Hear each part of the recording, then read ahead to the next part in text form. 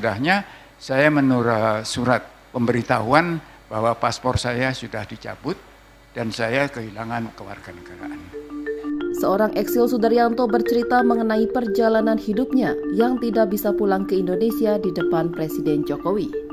Saat itu Sudaryanto dikirim ke Departemen Koperasi dan Transmigrasi sebagai mahasiswa untuk belajar di Institut Koperasi Moskow tahun 1964. Naas saat masih menjalani pendidikan, meletus peristiwa gerakan 30 September atau G30S tahun 1965. Pemerintah kala itu langsung menerapkan screening terhadap mahasiswa-mahasiswa yang studi di luar negeri. Sudaryanto tidak lolos screening. Sudaryanto tegas menolak adanya poin harus mengutuk Presiden pertama RI, Soekarno, sebagai dalang di balik G30S. Setelah itu status kewarganegaraannya dicabut.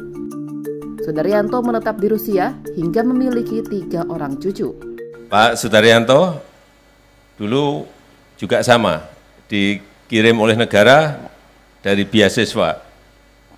Saya dikirim oleh Departemen Koperasi dan Transmigrasi Indonesia. Dikirim oleh Departemen Koperasi. Ya, kemudian menjadi mahasiswa di Institut Koperasi Moskow. Sekolah di Institut Koperasi Moskow. Ya, atas beasiswa pemerintah Uni Soviet.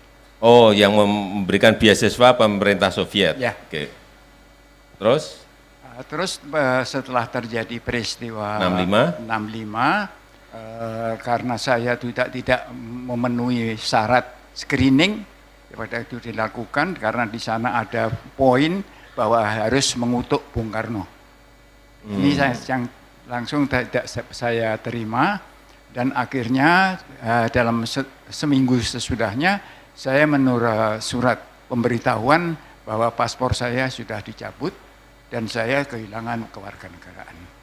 Kemudian Bapak sampai sekarang tinggal di Rusia, ya, di Moskow. Ya, sesudah itu saya mendapat jaminan dari pemerintah Uni Soviet untuk tetap belajar dan menyelesaikan pelajaran di sana. Kemudian dikasih pekerjaan sampai sekarang. Tapi saya sekarang sudah pensiun, jadi sudah meninggalkan arena. Saya sempat untuk menjadi dosen di Universitas Koperasi Rusia, menjadi dekan, dan telah mengadakan beberapa kunjungan ke Indonesia, mengadakan beberapa pembicaraan dengan universitas-universitas di Indonesia, membaca sedikit informasi dan jadi hubungan dengan Indonesia sesudah tahun 2000 kembali normal. Ya, kemudian pemerintah Indonesia memberikan kesempatan untuk bisa mengunjungi Indonesia di mana diperlukan. Pak Daryanto sama Pak Suryo ingin jadi warga negara Indonesia lagi enggak? Sudah direncanakan, Pak. Soalnya saya bukan sendirian, jadi sudah punya tiga cucu. Punya keluarga ya, besar. Dan di sini ada 3 cucu, jadi istri dari Rusia. Ya. Wah, bawa ke Indonesia kan belum tentu mau gitu ya? Ya, belum tentu, tapi kalau diyakinkan saya kira bisa. Oh. Kalau Pak Surya pengen kembali? Saya belum punya rencana karena situasi yang semacam ini buat saya kejutan. Saya tidak mengira bahwa bisa terjadi langkah-langkah di dalam saya masih hidup. Ya.